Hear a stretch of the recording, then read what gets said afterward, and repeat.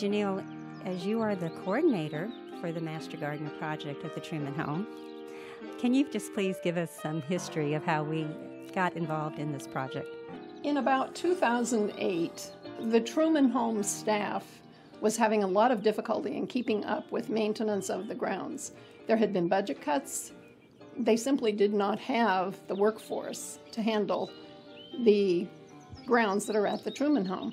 So they contacted the Master Gardeners. Actually, they came to us, and we told them what we as Master Gardeners might be able to offer them. We kind of meshed what their needs were, what we could offer, and the project took off.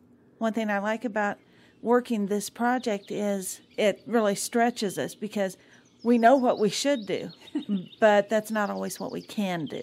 It's almost as much about what you don't do as what you do. The proclivity to jump right into a garden or a landscape project and begin appropriate gardening or horticultural practices is not necessarily what we're going to be doing at the Truman Home, because our goal is to, whatever it takes, preserve this ancient plant material, the trees, the shrubs, the flowers. It's fascinating that this spirea is 100 years old. I know.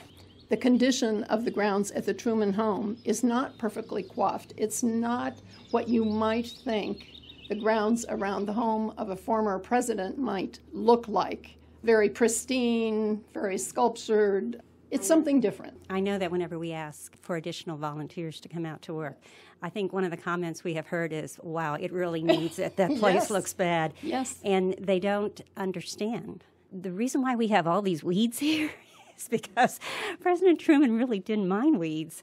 We were cleaning out the pavers in front of the fence, and people were gathering for the next turn, and I had a chance to talk to people and tell them about how we maintained the property and why it was that way.